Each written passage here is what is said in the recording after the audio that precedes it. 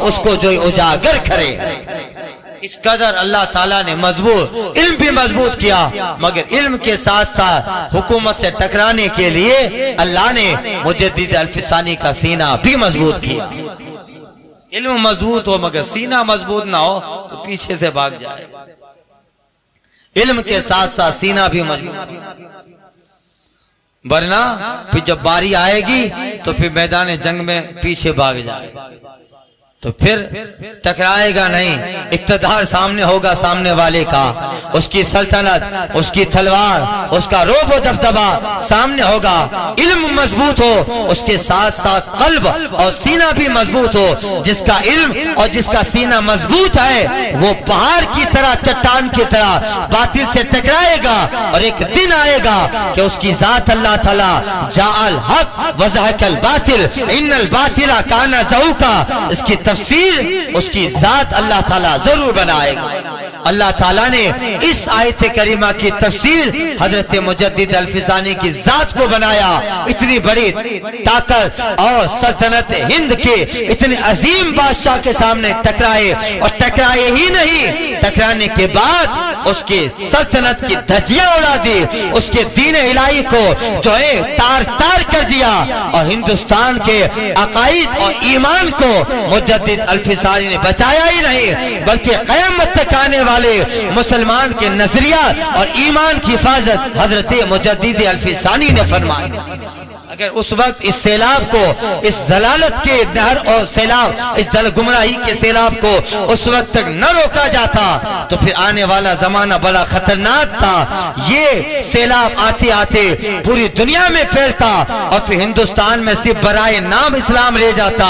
اللہ نے اس کے لیے مجدد الفسانی کا انتخاب فرمایا، ٹکرائے نہیں بلکہ ایسا ٹکرائے، اس کی دھجیاں اڑا دی، اور اڑانے کے بعد جب اس کا بیٹا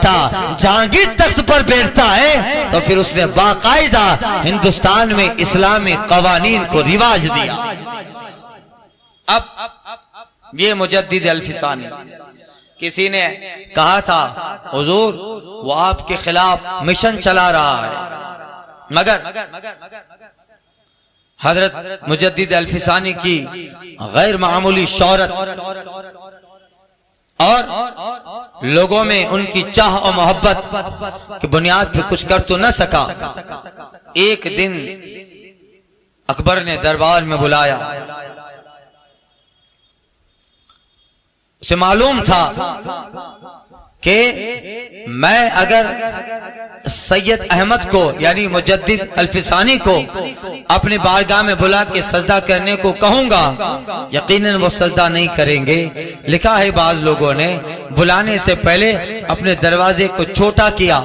بالکل تاکہ آدمی جھک کے اندر جائے، جب جھکے گا تو ویسے بادشاہ کی تعظیم ہو گئی۔ حضرت مجدد الفسانی رحمت اللہ تعالی علیہ اکبر کے دربار میں جب پہنچے تو سر نیچے رکھ کے پہلے جھک کے آپ کو اندر جانا چاہیے تھا، مگر آپ اس طرح جو ہے اندر داخل ہوئے کہ سر نہیں، پہلے دربار اور چھوٹے سے گیٹ میں پاؤں رکھا اور پھر سر آگے لے گئے، یعنی جھکے نہیں بلکہ سینہ تان کے اکبر کے دربار میں حاضر ہوتے ہیں۔ اللہ کی تائید اور مشیت جس کے ساتھ ہو پھر وہ بندہ وقت کے فرعون سے بھی نہیں ڈرتا۔ تائید الہی جس بندے کے ساتھ ہو پھر وہ اکیلا دنیا کی سلطنتوں کو تختہ الٹنے کے لیے اکیلا حاضر ہوتا ہے۔ جس کے ساتھ تائید الہی ہو وہ اقتدار، فوج، سپاہ اور جو ہے نام نہیں دیکھتا۔ جس کے دل میں مصطفیٰ جان رحمت کے دین کی سچی عظمت ہوتی ہے پھر وہ تبلیغ کے لیے نکل پڑتا ہے، کوئی ملے ساتھ میں نہ ملے مگر وہ اکیلا بندہ چلتا ہے، نہ موت کی پرواہ، نہ تلواروں کا ڈر، نہ سپاہیوں کا، نہ حاکم وقت کا ڈر۔ وہ سینہ مضبوط کر کے کفر کی بڑی بڑی چٹانوں سے ٹکرا جاتا ہے، اور ٹکراتا ہی نہیں بلکہ اللہ کی تائید اس بندے کے ساتھ ایسی ہوتی ہے کہ اللہ اسے ہی غلبہ اور اسے ہی سربلندی عطا فرماتا ہے۔ یہ مشن کربلا سے چلا آ رہا ہے کہ 22,000 کے سامنے اکیلا حسین ٹکرانے کا عزم رکھتا ہے، اور انہی سے ورثہ ہوتا ہوتا ان بزرگوں کو اللہ نے یہ ورثہ عطا فرمایا ہے۔ یہ گئے جب دربار میں حضرت مجدد الفسانی رحمۃ اللہ تعالی پاؤں سے داخل ہوئے، سینہ چوڑا کر کے اکبر نے کہا مجھے سجدہ نہ کیا؟ مجدد الفسانی کہتا ہے سجدہ کرنا صرف اللہ، بندے کو سجدہ کرنا صرف رب کا حق ہے، بندہ سجدہ کرے یہ سجدہ صرف اللہ کا حق ہے، اور میں حق اللہ میں کبھی بھی تلفی نہیں کر سکتا ہوں، اللہ ہی کو سجدہ ہے اور رب کے سوا کوئی سجدے کا مستحق نہیں ہے، میں اللہ کے دین اور اس کے نبی کے قانون کا پابند ہو، سجدہ تو صرف میں اللہ کی ذات کو کروں گا، یہی قرآن کہتا ہے، یہی ہمارے نبی کا ارشاد و فرمان ہے۔ حضرت مجدد الفسانی نے ببانگ دہل اعلان کیا، اللہ اللہ۔ ڈاکٹر اقبال نے کتنا بہتر قصیدہ پڑھا۔ حضرت مجدد الفسانی کا ڈاکٹر اقبال کہتا ہے حاضر ہوا میں شیخ مجدد کے لحد پر، حاضر ہوا میں شیخ مجدد کے لحد پر، وہ خاک کہ ہے زیر فلک مطلع انوار، وہ خاک کہ ہے زیر فلک مطلع انوار، گردن نہ جھکی جس کی جہانگیر کے آگے، گردن نہ جھکی جس کی جہانگیر کے آگے، اللہ نے کیا بر وقت جس کو خبردار، وہ ہند میں سرمایہ ملت کا نگہباں، وہ ہند میں سرمایہ ملت کا نگہباں، کیا اللہ نے جس کو بر وقت خبردار، جہاں گردن نہ جس کی جہانگیر کے آگے، ہے اس کے نفس کرم سے گرمی احرار، یہ حضرت مجدد الفسانی ہے۔ اتنا بہتر قصیدہ ڈاکٹر اقبال نے پڑھا ہے، کتنی بہتر بات کہی، کہتا ہے وہ ہند میں سرمایہ ملت کا نگہباں، وہ ہند میں سرمایہ ملت کا نگہباں، کیا اللہ نے جس کو بر وقت خبردار۔ اور پھر بادشاہ نے اپنا سارا زور لگایا، مگر اللہ تعالیٰ نے ایسی تائید فرمائی، اللہ تعالیٰ فرماتا ہے اولئک کتب فی قلوبہم الایمان ایدہم بروح من، یہ وہی لوگ ہیں اللہ تعالیٰ نے ان کے لیے ایمان کو نقش کر دیا ہے، اللہ انہی جیسے لوگوں کی روح قدس حضرت جبریل کے ذریعہ مدد و تائید فرماتا۔ حضرت مجدد الفسانی رحمۃ اللہ تعالی علیہ نے اپنا مشن شروع کیا، پہلے تو ان علماء سے ملے جن کا بادشاہ کے دربار میں اچھا ربط و ضبط تھا، ان کا ذہن صاف کیا، وہ برائے نام جو صوفی تھے ان سے ملاقات کی، اور پھر حضرت مجدد الفسانی رفتہ رفتہ رفتہ رفتہ اس قدر دین اصلاح اور معاشرے کو سدھارنے میں لگ گئے، بادشاہ نے قید بھی کروایا، مصیبتیں بھی آئیں، پریشانی بھی آئی، مگر اللہ نے علم کے ساتھ سینہ بھی مجدد الفسانی کا ایسا مضبوط کیا تھا کہ رفتہ رفتہ رفتہ رفتہ لوگوں کے دماغ میں اسلامی قانون پروان چلنے لگے، لوگوں کو سمجھ میں آ گیا یہ سرو دھرم سمان، اسلام میں اس کی کوئی حقیقت نہیں ہے۔ آگے چلتے چلتے لوگوں کے نفس کی اصلاح ہوتی رہی، ان کی فکر، ان کا ذہن، ان کا ادراک بہتر نہج اور سبیل پہ آتا رہا، اور عوام سے مل کر، وزیروں سے مل کر، سرمایہ داروں سے مل کر، علماء سے جا کر حضرت مجدد الفسانی نے ان سے بحث و مناظرہ کر کے، ان سے بحث کر کے اس قدر جو ہے بادشاہ کے دین الہی کا جو بھوت لوگوں کے دماغ میں سوار تھا نکالنے لگے، یہاں تک کہ بغیر جنگ کیے، بغیر تلوار چلائے، اس قدر حضرت مجدد الفسانی رحمت اللہ تعالی علیہ نے ہندوستان سے اتنے زبردست فتنے کا خاتمہ کیا۔ وہ آپ کی تبلیغ تھی کہ رفتہ رفتہ دین الہی اکبر کا ختم ہوا، اکبر بھی مر گیا، اور ہندوستان میں پھر خواجہ کا چلایا، ہندوستان میں پھر خواجہ کا چلایا ہوا مشن آگے بڑھا، اور ہندوستان کے پھر چاروں طرف اللہ اکبر کی صدائیں آنے لگے، خدا کی وحدانیت کے نغمے اجاگر ہونے لگے، جہاں دیکھو پھر وہاں وہاں مسجدیں تعمیر ہونے لگے، لا الہ الا اللہ کے نغمے شروع ہونے لگے، الا اللہ کی ضربیں آنے لگے، خانقاہوں کی بنیاد ہونے لگے۔ ان خانقاہوں میں صوفیہ جو صحیح معنوں میں صوفی تھے ان کو سلسلہ خلافت، سلسلوں کی خلافت دی جانے لگے۔ ان کے نفس کی سیکلوں کٹائی ہوئی، خانقاہوں کا پروان چلنا، مسجدوں کی تعمیر ہونا، صوفیاء کرام کا ایک سلسلہ بڑھتا رہا۔ پھر ہندوستان کا وہ دور آیا جس دور میں دور ابو بکر کی یاد آ جائے، جس دور میں دور عمر بن فاروق اعظم کی یاد آ جائے، جس دور کو دیکھ کر حضرت ابو ذر غفاری کے زمانے کی یاد آ جائے۔ مسجدوں میں اعلان، مسجدوں میں خدا کی وحدانیت کے نعرے، حق ہو کی ضربیں لگانے والے، خانقاہوں میں صوفی بیٹھے ہیں، جہاں دیکھو خدا کی وحدانیت کے نغمے ہیں۔ ایسا لگتا تھا جو نعرہ میرا خواجہ لے کے آیا تھا اسی نعرے کو پھر سے زندہ اس صدی میں مجدد الفسانی نے فرمایا۔ یہ حضرت مجدد الفسانی رحمت اللہ تعالی علیہ ہیں۔ پھر وہ دور شروع ہوا جس دور کو دیکھ کر پھر دور غریب نواز یاد آنے لگا تھا۔ اللہ تعالیٰ ہر زمانے میں اپنے ایک ایسے برگزیدہ بندوں کو ضرور پیدا فرماتا ہے، یہاں تک کہ اکبر مرا، اس کے بعد اس کا بیٹا جہانگیر تخت پر بیٹھا۔ جہانگیر کو بہت سمجھایا اور وہ معتقد بھی ہو گیا اللہ والوں کا، اور مجدد الفسانی رحمت اللہ تعالی علیہ کی بہت عزت کرتا، بہت ان کی تعظیم کرتا۔ مگر ظاہر بات ہے جب ایک کی تعظیم ہو تو پھر دوسرے کو اچھا نہیں لگتا۔ دوسرے علماء، وہ نورجہاں جو جہانگیر کی بیوی تھی اور نورجہاں کا بھائی آصف جان ایرانی، اس کے کان بھرے اور وزیروں کے کان بھرے، اور اس طرح جہانگیر کے دماغ میں یہ بات ڈال دی گئی کہ آج جو پورے ہند میں مجدد الفسانی کا شورا ہے، یقین جانیے ان کا یہ سارا منصوبہ آپ سے تخت سیننے کا ہے اور خود حکومت کے بادشاہ بننا چاہیں گے۔ اس طرح کی باتیں پھیلائی، بادشاہ کے دماغ میں آ گئی، اور ایک وقت آیا کہ بادشاہ نے مجدد الفسانی کو قید کے حوالے کر دیا، قید کے حوالے کر دیا۔ اب آفتاب تو آفتاب بے جہاں جائے گا روشنی پھیلائے گا، چراغ کا اپنا مکان نہیں ہوتا، چراغ کا اپنا مکان نہیں ہوتا، جہاں جاتا ہے روشنی پھیلاتا ہے۔ چراغ ہے مجدد الفسانی، قید کے حوالے کر دیا۔ جب قید میں تھے وہاں درس دینے لگے، درس دینے لگے۔ اس درس کا اور جیل میں حضرت مجدد الفسانی رحمت اللہ تعالی علیہ کی تبلیغ کا ایسا اثر ہوا، ہزاروں کی تعداد میں اس قید خانے میں مسلمان بھی تھے،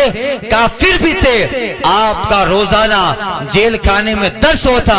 آپ اصلاح فرماتے۔ تعجب کی بات ہے، قیدی تو قیدی، ارے جیل کا افسر اعلیٰ اور جلاد وہ بھی مجدد الفسانی کے درس میں حاضر ہوتا۔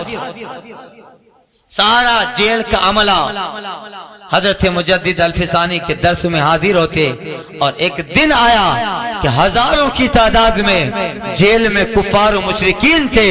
ان سب کو اس طرح نظر ولایت اور اس طرح ان کو اپنے درس، اپنی تبلیغی کارناموں سے ان کا ایسا، ان کے ذہن و فکر، ان کے دل کی ایسی صفائی حضرت مجدد الفسانی رحمت اللہ تعالی علیہ فرماتے ہیں کہ جب حضرت مجدد الفسانی کو ایک موقع ایسا آیا کہ بادشاہ جیل سے رہائی دے رہا ہے، جب آپ رہا ہونے لگے تو حال یہ تھا کہ ساری جیل کا ہر قیدی وہ توحید و رسالت کا متوالا اور مصطفیٰ جان رحمت کا سچا عاشق بن گیا، یعنی سب کے کفر کے تار توڑ ڈالے، ایمان کی شمع روشن کی، اور وہ جیل نہ رہی، پوری جیل کو ایک مدرسہ اور دارالعلوم حضرت مجدد الفسانی نے بنا دیا۔ اللہ اللہ، اب جن کو حضرت مجدد الفسانی نے جیل میں مومن بنایا، ایمان دیا، اسلام ان کو سمجھایا، وہ مسلمان تو ہوئے، ان کی سزائیں باقی تھی ابھی، پھر ان میں ایسا پروان چلا کہ وہی لوگ جیل میں حق ہو کے ضرب لگا رہے ہیں اور وہیں تصوف کا درس دے رہے ہیں۔ یہ ہوتا ہے نظر ولایت سے ایسا بدلہ، ایسا بدلہ یہی ہوتا ہے اللہ والوں میں، اللہ یہ کمال رکھتا ہے۔ اس لیے چراغ کا اپنا مکان نہیں ہوتا، وہ جہاں جائے گا روشنی پھیلائے۔ حضرت مجدد الفسانی قید سے رہا ہوئے، ایک دن پہلے بادشاہ جہانگیر نے خواب دیکھا تھا، کوئی کہہ رہا تھا بادشاہ یہ کیا کر رہا ہے؟ اللہ کے برگزیدہ بندے اور محبوب اعظم مصطفیٰ صلی اللہ علیہ وسلم کے ایک سچے نائب کو تو نے قید کے حوالے کر دیا ہے، فوراً رہا کر ورنہ تیری خیر نہیں ہے۔ جہانگیر اس خواب سے ڈر گیا، صبح اٹھتے ہی فوراً حضرت مجدد الفسانی کو قید سے رہا کرنے کا آرڈر حکم جاری کرتا، اور پھر اس خواب کے بعد پھر پہلے ہی کی طرح جہانگیر حضرت مجدد الفسانی رحمت اللہ تعالی علیہ کا معتقد بن گیا، مگر اس کی بیوی تو نور جہاں ایران سے تعلق رکھتی تھی، دماغ میں شیعت تھی، اور اس کا بھائی آصف جان ایرانی۔ خیر پھر بہت سارے واقعات ہیں۔ حضرت مجدد الفسانی رحمت اللہ تعالی علیہ نے اس ہندوستان سے ایسے زبردست فتنے کا جو ہے کو ختم کیا اور اس کو بالکل جرمور سے اکھاڑ ڈالا، اور مصطفیٰ جان رحمت کے دین کی ایسی خدمت کی آپ اپنے وقت کے مجدد اعظم مجدد وقت ہوئے، ابو البرکات قطب الوقت، اور اس طرح کے بے شمار آپ کو خطاب، اور پھر اس پہ سونے پہ سہاگا یہ کہ حضرت مجدد الفسانی رحمت اللہ تعالی علیہ سفر کرتے ہیں، اور آپ جب حج بیت اللہ شریف کے لیے تشریف لے جا رہے تھے، دہلی سے ہوتے ہوئے آپ جب تشریف لے گئے، آپ کا کافی دن تک دہلی میں قیام تھا، اور دہلی میں حضرت خواجہ باقی باللہ رحمت اللہ تعالی علیہ جو صوفیوں کے سربراہ ہیں، تصوف جن کے بارگاہ سے پھوٹتا اور تصوف کی نہریں جاری ہے، سلسلہ نقش بندی کے بانی مبانی حضرت خواجہ باقی باللہ جن کی بارگاہ میں بیٹھنے والا نہ صرف اہل دل بلکہ ولایت کے مقام پہ اللہ اسے پہنچاتا ہے، جن کی بارگاہ میں تصوف کا ایسا درس ہوتا ہے، اور جن کی بارگاہ میں بیٹھنے والا آنکھیں بند کرے لوح محفوظ کا نظارہ کر لے، جن کی بارگاہ سے سلسلہ نقش بندیہ کو اتنا فروغ ملتا ہے، اور جن کی بارگاہ سے تصوف کو لوگوں کو اور لوگوں کے تصوف کو اس قدر اللہ تعالیٰ نے فروغ دیا، حضرت خواجہ باقی باللہ جن کے ایک ایک مرید کی اگر سوانح بیان کی جائیں تو اس کے لیے کتابیں درکار ہے۔ خواجہ باقی باللہ کا ایک ایک مرید ولایت کے درجے پر ہے، ایک ایک مرید قطبیت کے درجے پر ہے، جہاں نظر ڈالتے ہیں انہیں تصوف پلاتے ہیں، ولایت دیتے ہیں، یہ تو عام نظر کا کمال ہے۔ اب جس پہ خواجہ باللہ اپنی خاص نظر ڈالیں، یقین جانیے اس مرد آگاہ کا حال کیا ہوگا۔ جا رہے ہیں حج بیت اللہ کے لیے، مجدد الفسانی دہلی میں حضرت خواجہ باقی باللہ رحمت اللہ تعالی علیہ کی بارگاہ میں آئے، جیسے ہی جا رہے ہیں پتہ پہلا